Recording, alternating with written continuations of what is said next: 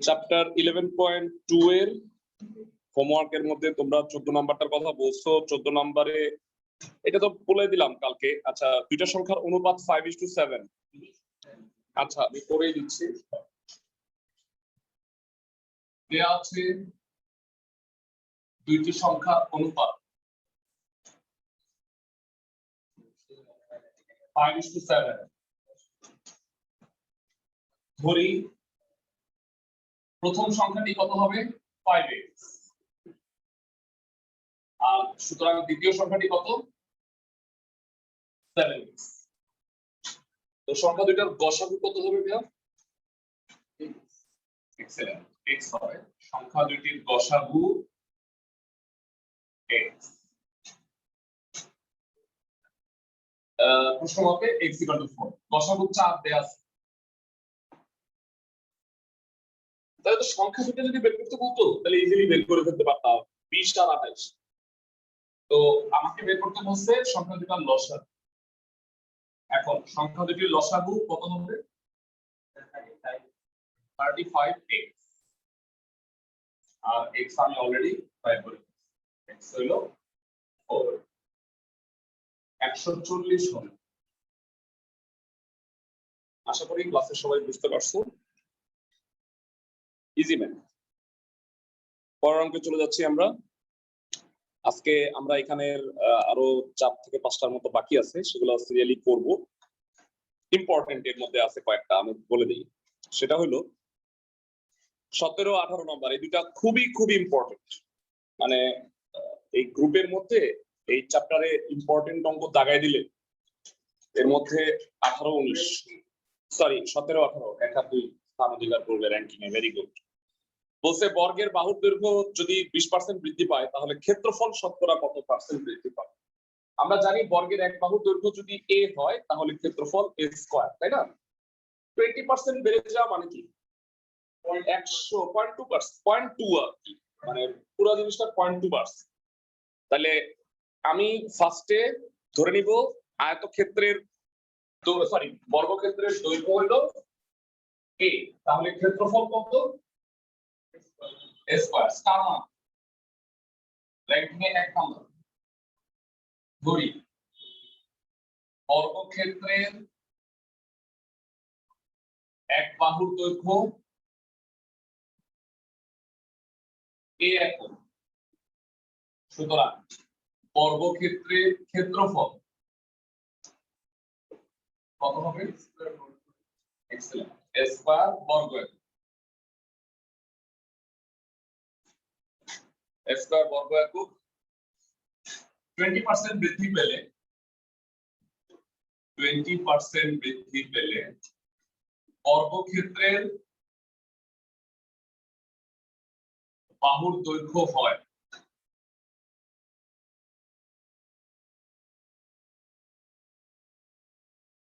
a plus a into 20/100 একক। a plus a by 5 একক কত হবে ভাইরা? a plus a by 5 6a by 5। ওকে, এটা হলো বর্গের বাহুর দৈর্ঘ্য হয়ে গেছে। আগে ছিল a, এখন হয়ে গেছে 6a by 5। তাহলে ক্ষেত্রফলটা কত হবে? এটা তো এক বাহুই, তো বর্গক্ষেত্রই তো থাকবে। সুতরাং বর্গক্ষেত্রের ক্ষেত্রফল হয়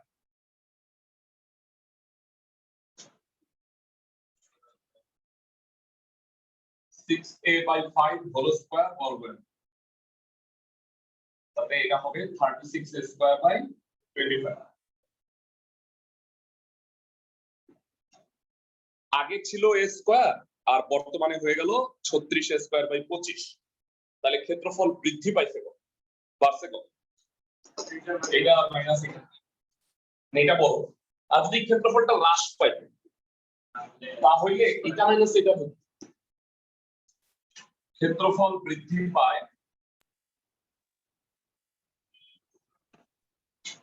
36a square by 25 minus a square বর্গ একক। তাতে যেটা হবে বিয়োগ করলে 11a স্কয়ার বাই 25 বর্গ একক। এটা হলো ক্ষেত্রফল মোট বৃদ্ধি পাইছে, আমাকে বের করতে বলছে ক্ষেত্রফল শতকরা বৃদ্ধি কত হয়েছে। আমি ইম্পর্টেন্ট কথাটা বলে দিই। সাপোজ ধরো আমার ওজন 100 কেজি, আমার ওজন যদি 10 কেজি বাড়ে, সরি 15 কেজি বাড়ে, তাহলে আমার ওজন হয়ে গেল 115 কেজি। তাহলে আমার শতকরা কত ওজন বাড়ছে?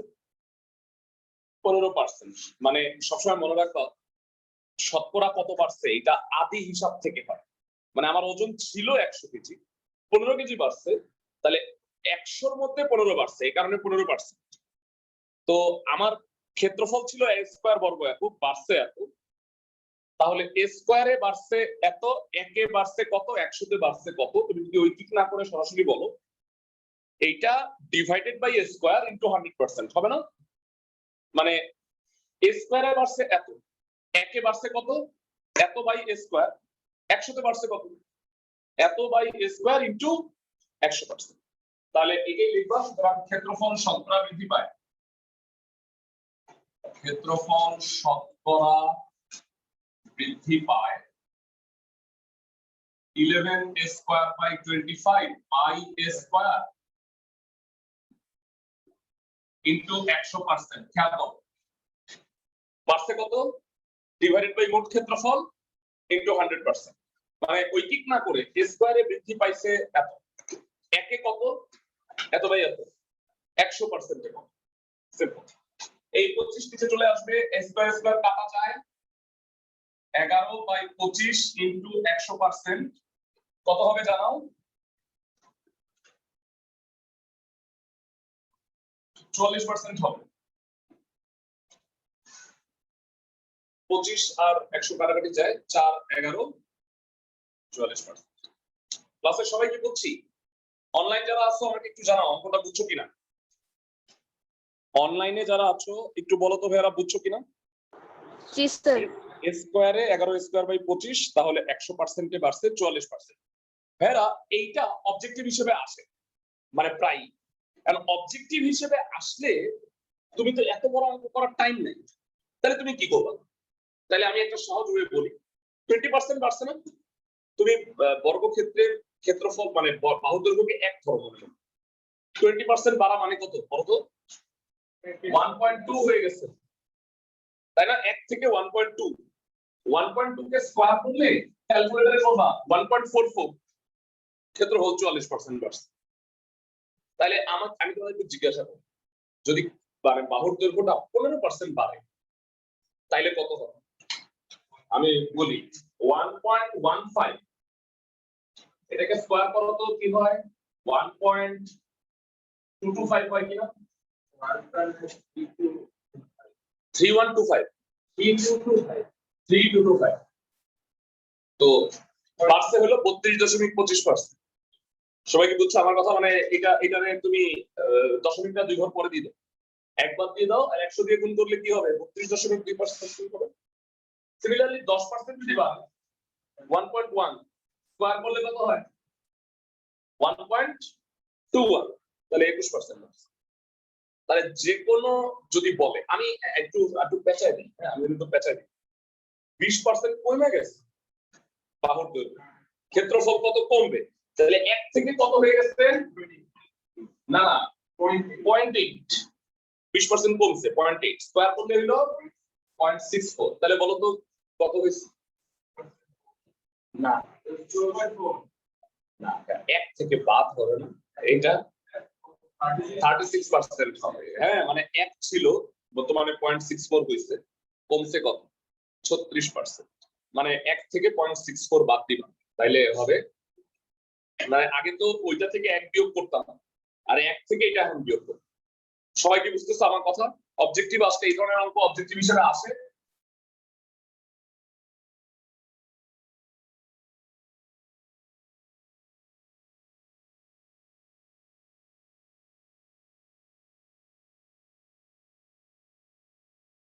সলভ করো তোমরা সবাই। 18 নম্বরটায় চলে যাবো এরপরে আমরা। 18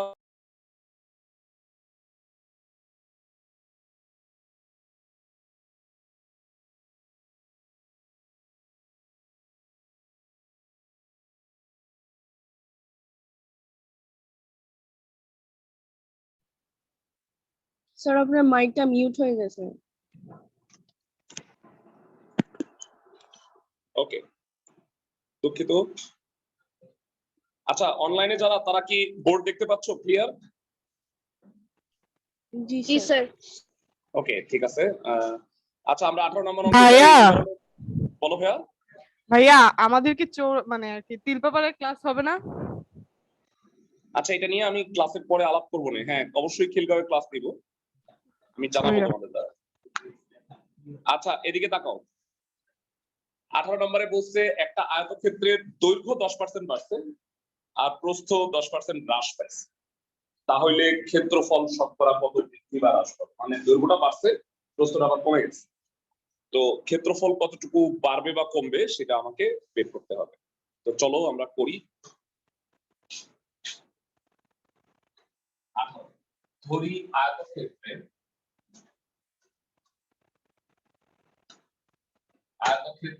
দৈর্ঘ্য x একক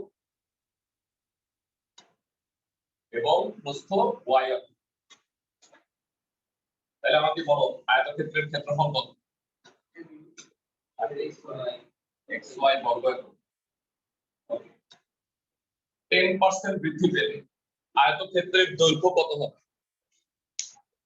10% যদি বাড়ে তাহলে আয়তক্ষেত্রের দৈর্ঘ্য,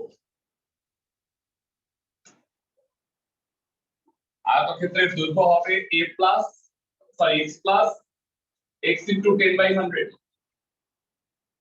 তাহলে কত হবে? x plus x by 10, লসাগু করলে 10x plus x 11x by 10x। এটা হলো নতুন আয়তক্ষেত্রের দৈর্ঘ্য, যেটা দৈর্ঘ্য বাড়ছে আর প্রস্থ কমছে। হিসাবটা করি তাহলে চলো। 10% হ্রাস পেলে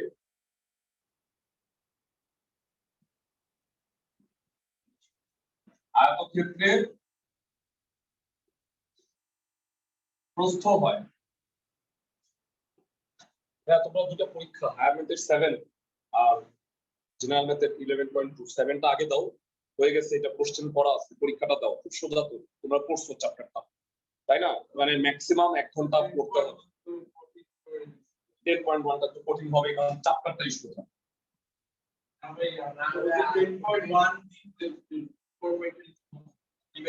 ও দিছো, কোশ্চেন তো পড়ছি অলরেডি। তুমি আপনি 10.1 10.2 মিলাই তাই না? জি ভাইয়া, কঠিন লাগছে ভাইয়া। আমি দেখতে কিছু কি নাই। না না, ওয়ান কি দিছি তো ভাই। না ভাইয়া ছিল। আচ্ছা, আমি তাহলে কোশ্চেনটা দেখব। ঠিক কি দেখি ভাইয়া, 2 নম্বরে সৃজনশীলের প্রবলেম। আচ্ছা ঠিক আছে, এটা সলভ করে দিব না, সমস্যা। আচ্ছা, 10% হ্রাস পেলে প্রস্থ হবে কত? 9y/10। তাহলে নতুন দৈর্ঘ্য এত, প্রস্থ এত, সুতরাং আয়তক্ষেত্রের ক্ষেত্রফল হয় কত? আয়তক্ষেত্রের ক্ষেত্রফল হয় 11x/10 9y/10 বর্গ। তাতে যেটা হবে 99 xy/100 বর্গ। আচ্ছা, এইবার তোমাদের কাছে একটা গুরুত্বপূর্ণ প্রশ্ন, ক্ষেত্রফল বাড়ছে না কমছে? আগে ছিল xy, এখন হইলো 99 xy/100, মানে এটারে ভাগ করলে 0.99 xy হয়। হ্যাঁ, তাহলে আগে ছিল 1 xy, এখন 0.99, কমে গেছে না? 1% কমছে। ধরো আগে 100 পাইতা, এখন 99 পাইছে। সুতরাং ক্ষেত্রফল হ্রাস পায়, ক্ষেত্রফল হ্রাস পায় হচ্ছে xy minus 99 xy/100 বর্গ। তাতে কত হবে? xy/100 বর্গ। আচ্ছা, এটা হলো মোট হ্রাস পাইছে, একটু আলাদা করে দিই তাহলে জন্য লাগে। তাহলে ক্ষেত্রফল শতকরা হ্রাস পায় কত?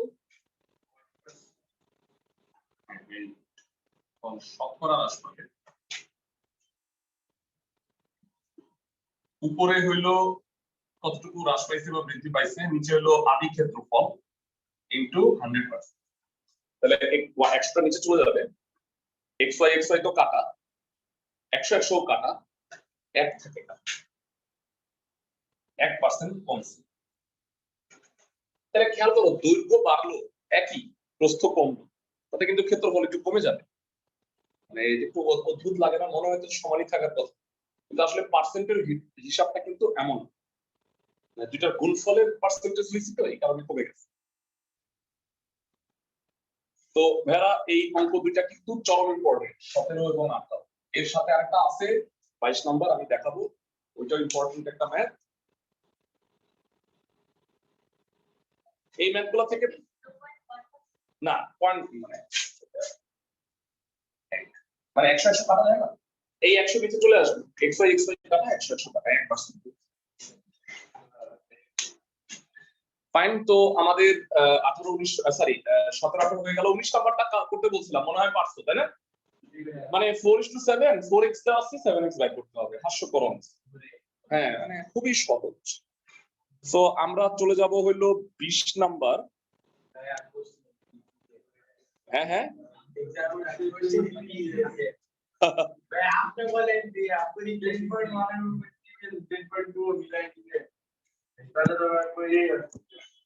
না না, ওইটা মনে হয় কোন একটা ঝামেলা হয়েছে। যাই হোক, তোমরা 7 নাম্বার চ্যাপ্টারটা পরীক্ষা দিও, এটা তো সিঙ্গেল চ্যাপ্টার, কথা নেই। এই যে অঙ্কে বলছে ধান ও ধান থেকে উৎপন্ন চালের অনুপাত 3:2, মানে তুমি যদি 3 কেজি ধান নাও তাহলে 1 কেজি তুষ হয়ে যাবে, 2 কেজি তুমি চাল পাবা। তুষ ছিল না যে ধানের উপরের আবরণটা, ওই যে অনেকে বলে তুষের আগুন। তুষের আগুন কেন বলে জানো? যে আগুনের সময় ধানের যে উপরের ওইটা ছুঁড়ে মারে, আগুন আরো মানে ঝলসায় ওঠে। হ্যাঁ, মানে ওইটাতে পুড়ে বেশি, এই কারণে তুষের আগুন বলে আর কি।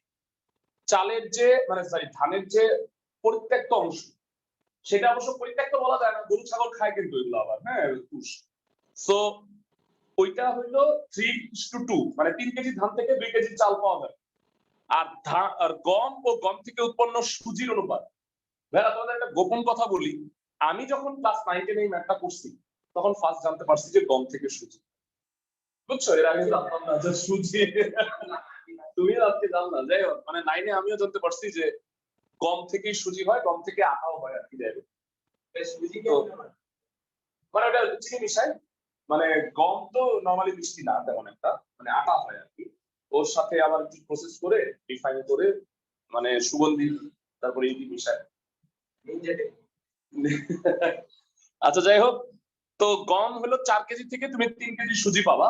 তাহলে বলতে যে সমপরিমাণ ধান ও গম থেকে, মানে সাপোজ 1 কেজি আমি ধান নেই আর 1 কেজি যদি গম নেই, তাহলে যে চাল আর সুজি পাবো সেই অনুপাতটা বের। তো চলো আমরা ম্যাথটা করি।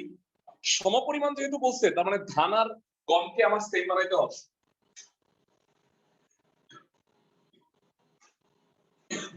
ওকে, সরি 20 নাম্বার না, ধান ও ধান থেকে উৎপন্ন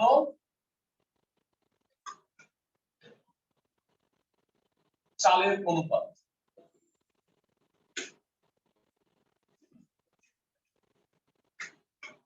ধান ও ধান থেকে উৎপন্ন চালের অনুপাত 3:2,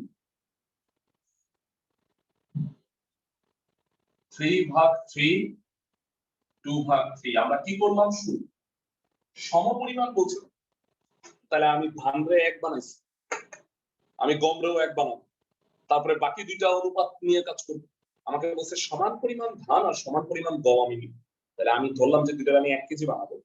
ইউনিট 1, আমরা সবসময় গিয়ে যে জিজ্ঞেস করি যে কিসে কত, ভাই চাল কত, চালের দাম বলে যেটা সেটা কি কেজি অনুপাতে বলে না? মানে সবকিছুর একটা স্ট্যান্ডার্ড আছে। হ্যাঁ, মানে ধরো যে ডিম কত জিজ্ঞাসা করলে কি কেজি বলবে নাকি? না, হাবি বলে, ডজন বলে আর কি। ছোটবেলায় একটা সিনেমা দেখছিলাম, ওমর সানি আর মৌসুমীর একটা সিনেমা, মানে হাস্যকর বাংলা সিনেমা। তো যেটা কি বাংলা সিনেমায় যেরকম হয়, ওমর সানি হলো ফকির নির্বুত, আর মৌসুমী হলো বিশাল বড় লোক, আর বিয়ে করছে। বিয়ে করে প্রথম বাজারে গেছে মৌসুমী, গিয়ে বলতেছে যে আমারে 1 খালি আলু দেন আর 1 কেজি ডিম দেন। তো ইউনিটে ভুল করছে, তাই না? তো বিষয়টা হলো ইউনিটটা ধান আর গমের ক্ষেত্রে 1 কেজি করে নিব আমরা, আর দুইটা অনুপাত বের করব। যাই হোক, এবার বলো গম ও গম থেকে উৎপন্ন সুজির অনুপাত। মানে আমি ছোটবেলায় কি অবাক হইতাম যে এত গম চাষ করে, গম তো আমরা খাই না, মানে গম চাষ করে কেন? মনে হইতো যে গম চাষে বাংলাদেশ সপ্তম হয়েছে বা এরকম। তা আমি গম এত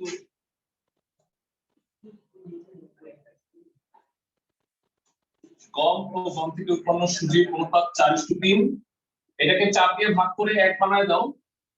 আমরা জানি অনুপাতের একই রাশিকে একই সংখ্যা দিয়ে গুণ করা যায়, দুইটা রাশিকেই গুণ বা ভাগ দুইটাই করা যায়।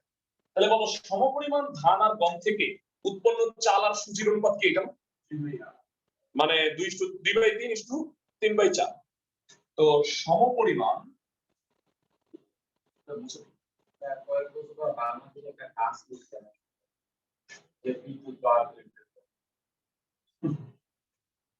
সমপরিমাণ ধান ও গম থেকে উৎপন্ন চাল ও সুজির অনুপাত।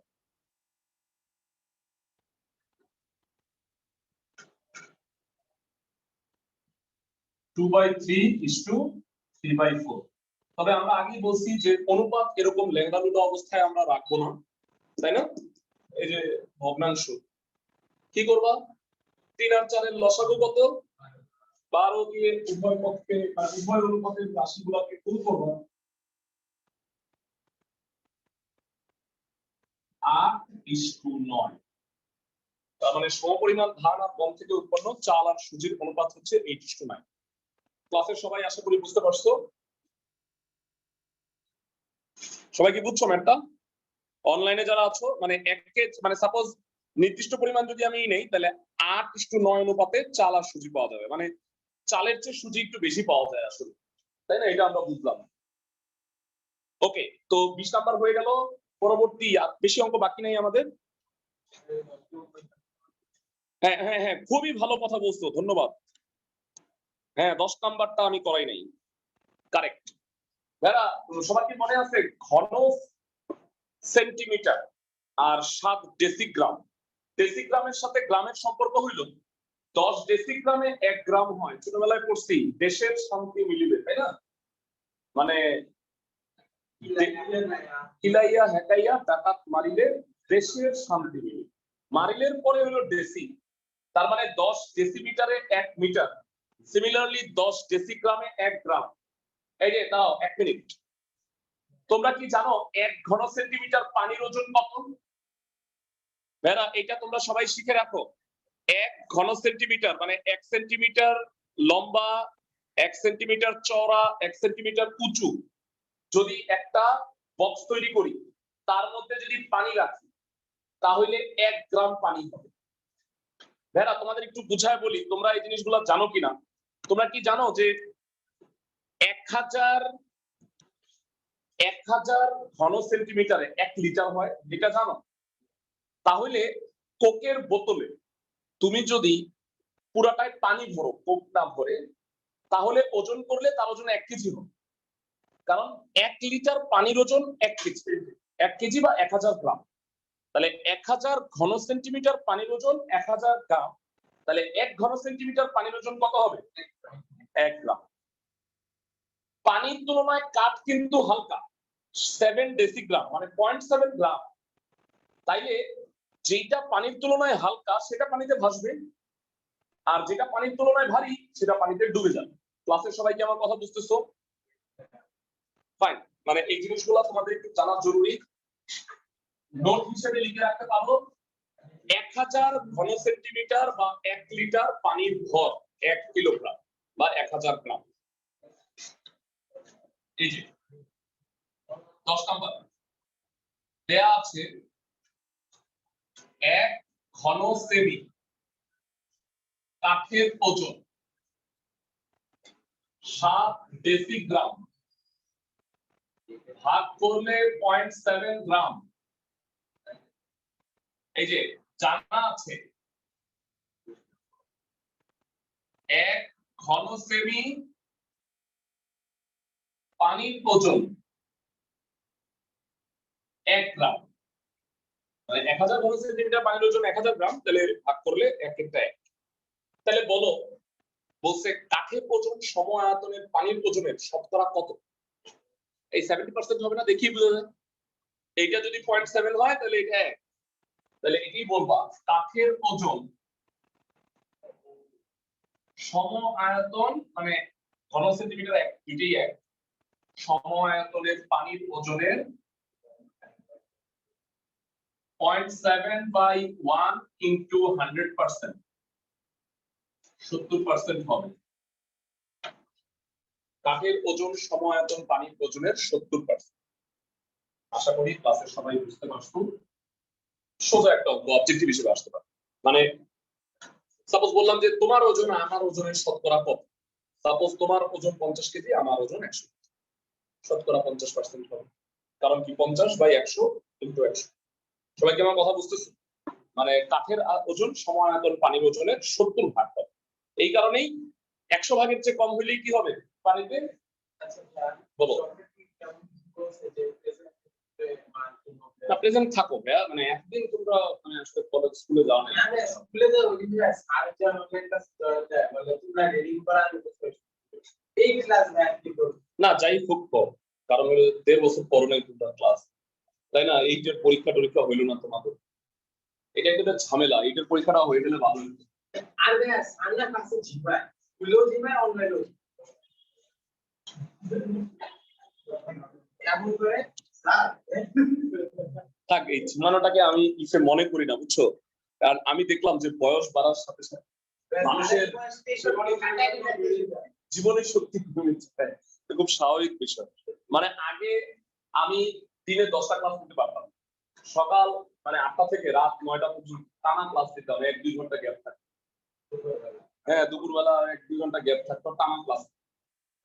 না, এখন তো 4-5টা ক্লাস মিলিয়ে আমি ক্লান্ত হয়ে যাচ্ছি। অবশ্য গত 1.5 বছরের কারণে এটা হয়েছে। মানে 1.5 বছর ধরে তো ওইভাবে অনলাইন ক্লাস হচ্ছে, অনেক সময় অনলাইন ক্লাসে তো 50 জন নিয়ে ক্লাস করে ফেলছি, এটা তো পারি না। মানে তখন আমার 2টা-3টা ব্যাচ করতে হয়, তখন দেখা যায় যে ঝামেলা।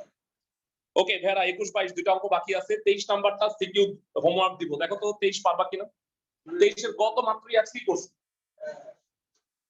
আর ক খ এটা পারা যাবে, বাহুর অনুপাত দেওয়া আছে, যোগ করে পরিসীমা দেওয়া আছে, বাহুগুলো নির্ণয় করবা।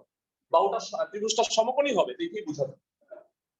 কারণ হইলো যে এটা একটা পিথাগোরাসকে সমর্থন করে, কোন ভেদে এটা একটা সমকোণী ত্রিভুজ। তো যাই হোক, 23 নাম্বার সিকিউটা হলো আজকের একমাত্র কাজ। তো 21 নম্বরে বলছে যে একটা জমির ক্ষেত্রফল 432, ওই জমির দৈর্ঘ্য আর প্রস্থের সঙ্গে আরেকটা জমির দৈর্ঘ্য আর প্রস্থের অনুপাত 3:4 আর 2:5। মানে প্রথম জমির দৈর্ঘ্য যদি 3 হয়, দ্বিতীয় জমির দৈর্ঘ্য হলো 4, তাহলে 3x আর 4x ধরবো। আর প্রথম জমির প্রস্থ যদি 2y হয়, তাহলে দ্বিতীয় জমির প্রস্থ হবে 5y। মানে তোমরা না একই অনুপাত ধরবা না, x এটা ধরবে ওইটা x y ধরবা না। কারণ কি, দুই ক্ষেত্রে তো অনুপাতের সাধারণ রাশিটার মান আলাদাও হতে পারে। তো দ্যাট ইজ ওয়াই আমি একটু বুঝায় বলি, একটা 432 দ্বিতীয় জমির ক্ষেত্রফল বের করতে বলছি।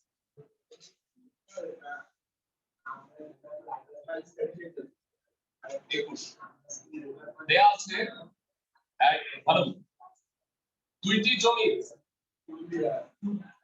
দৈর্ঘ্যের অনুপাত এই গপে, আর দুইটি জমির প্রস্থের অনুপাত কত? 2:5। এই আরে আচ্ছা, প্রথম জমির দৈর্ঘ্য কত হয় ধরি, প্রথম জমির দৈর্ঘ্য 3x মিটার, সুতরাং দ্বিতীয় জমির দৈর্ঘ্য কত হবে? 4x metre. আবার প্রথম জমির প্রস্থ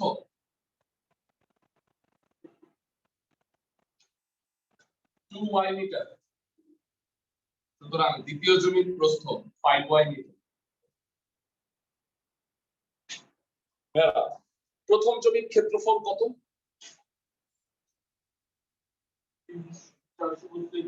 না না, এর অনুসারে 3x into 2y।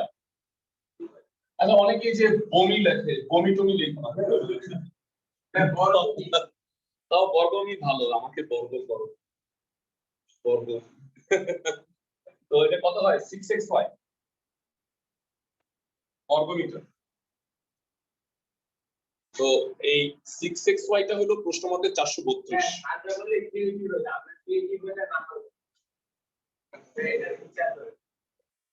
অ্যাসাইনমেন্টালি সব করতে প্রয়োজন, বলতে তোমরা ক্রিয়েটিভিটি করবে, কোর্সে অগ্রগতি প্রয়োজন। কত বেশি ভালো। 432 কে 6 দিয়ে ভাগ করলে মনে হয় 72 হয়, তাই না? দেখো ওকে, আমাকে দ্বিতীয় জমির ক্ষেত্রফল বের করতে বলছি। দ্বিতীয় জমির ক্ষেত্রফল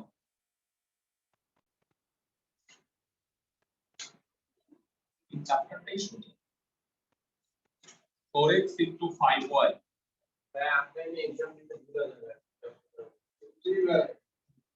হ্যাঁ না না, তোমরা আগে পরীক্ষাটা দাও, এই যে 7 পরীক্ষাটা দাও, চ্যাপ্টার 7 এটা সোজা আছে, তারপরে 11.2 এটা। স্যার বলেন না কি লাগে।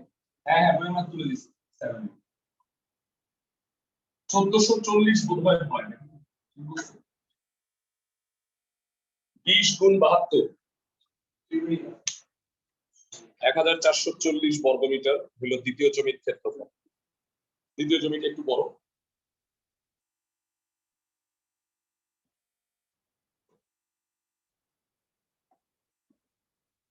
সো আমাদের শুধুমাত্র এইটার 22 নাম্বারটা বাকি আছে, এটা শেষ করে আমরা হায়ার ম্যাথ চ্যাপ্টার 1.2 তে যাব।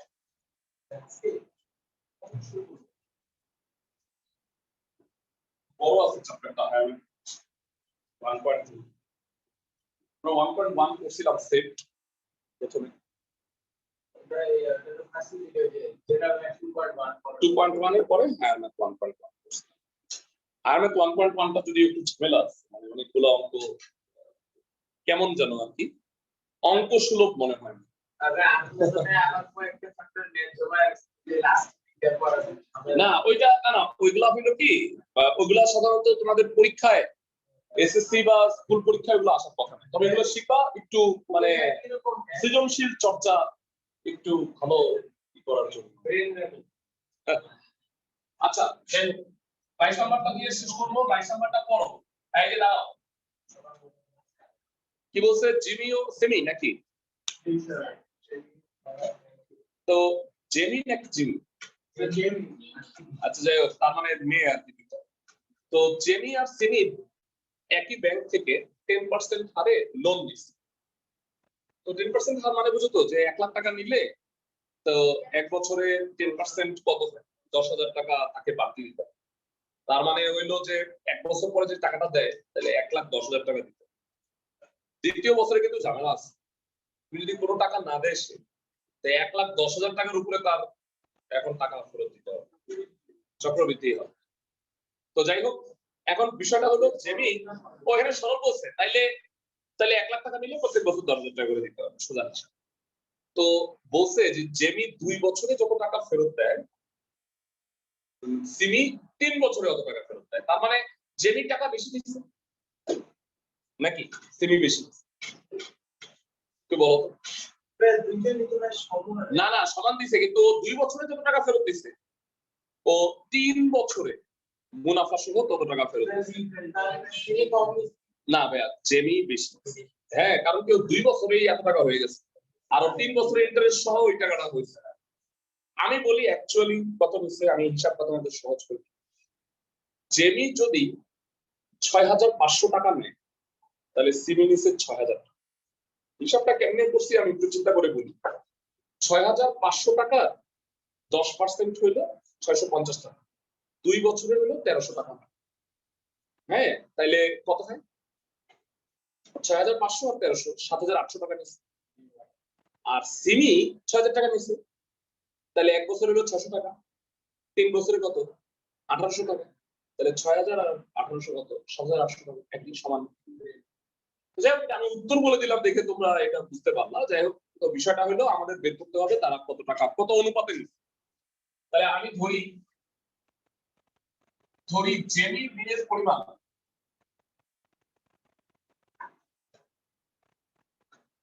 x টাকা আর সিমি ঋণের পরিমাণ ওয়াই টাকা।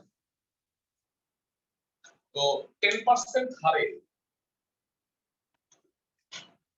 10% হারে জেমির 2 বছরের প্রদেয় মুনাফা, প্রদেয় মানে হচ্ছে যেটা দিতে হবে, বুঝতে পারছো? তবে প্রদানকারী কি না, প্রদানকারী তো ও না, প্রদানকারী তো ও নিজে, মানে এটা তো হইলো না, যেই মুনাফাটা দিতে হবে, এটা মুনাফা দিতে হবে, তাহলে কি হবে? প্রদেয় মুনাফা x এর 10% দুই করছি কেন বুঝছো? 2 বছর 10%,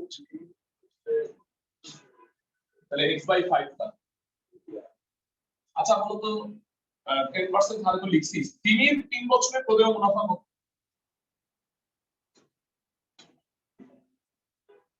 নিচে y টাকা, 3 ইনটু y ইনটু 10/100, তার মানে 3y/10। y এর 10% এর সাথে 3 গুণ হয়েছে কেন বুঝছো তো? 3 বছরের সেই টাকাটা। এখন বলছে জেমি, আচ্ছা এটা হলো মুনাফা দিতেছে ব্যাংক, আর ওরা নিজেরা এত টাকা নিছি না, মূল টাকাটা তো দিতেই হবে, তাই না? 1 লাখ টাকা নিছি, মুনাফা দিলাম 10,000 টাকা, ব্যাংক কি খুশি থাকবে না? তবে আজকাল জানো ব্যাংক খুশি হয়, কারণ ব্যাংক খুঁজে তুমি মুনাফা মানে লোন যতদিনে পরিশোধ না করতে পারো ব্যাংকের জন্য লাভ, কারণ ব্যাংক তো জানে মূল টাকা তো সে পাবেই, তুমি দাও ইন্টারেস্ট দিতে হবে, তুমি যত বেশি ই করবা। এটাই মানে বিষয় হলো যে বাড়ির জন্য অনেকে ধরো 50 লাখ টাকা লোন নেয়, সেইটা 20 বছরে দেখা যায় যে 70-80 লাখ টাকা, 80 লাখ টাকা, 90 লাখ টাকা ফেরত দেয়, প্রায় ডাবল। এখন এই সিস্টেম আছে, তবে কিছু কিছু ব্যাংক নিয়ম রাখে যে মিনিমাম 1 বছর তোমাকে এটা দিতেই হবে, মানে ও একটা লোন প্রসেস করছে, ও একটা লাভের আশায় করছে। ব্যাংকের কাজটা কি বলো? ও টাকা দেয়, মানে সাপোজ আমি গাড়ি কেনার জন্য একটা লোন নিছি, সাপোজ না সত্যি, যাই হোক, তো এই টাকা দিয়ে আমি এটা কিনছি, আমার লোনের পরিমাণটা হলো 8%, বুঝছো? মানে 20 লাখ টাকা লোন নিছি, 20 লাখের 8% হলো তোমার 1,60,000 টাকা। আমার এই শর্ত দিচ্ছে যে 1 বছরের আগে আপনি টাকাটা ফেরত দিয়ে দিতে পারবেন, মানে মিনিমাম লোনটাকে আপনি 1 বছর রাখবেন, তারপরে রিনিউ করতে পারবেন। আর আমি অত কি করতেছি না, তবে একটা কন্ডিশন আছে যে বছরে আপনাকে ওই 1,60,000 টাকাটা দিতেই হবে। মানে বিষয়টা হলো আমার যে লোনটা হবে, এই লোনের অ্যামাউন্টটা 20 লাখের বেশি হওয়া যাবে, মানে আমি তো 20 লাখ আছে, প্রতি 3 মাস পর পর আমাকে 40,000 টাকা অ্যাড করে দিচ্ছে আমার এর মধ্যে, বুঝছো? তো আমি 3 মাসের আগে আমাকে 40,000 টাকাটা দিয়ে দিতে হবে, তাই আমি দিয়ে দিচ্ছি, তাতে মূল টাকাটা আমার 20 লাখ টাকার নিচে থাকে। তো এটারে আমি পরে আবার রিনিউ করবে।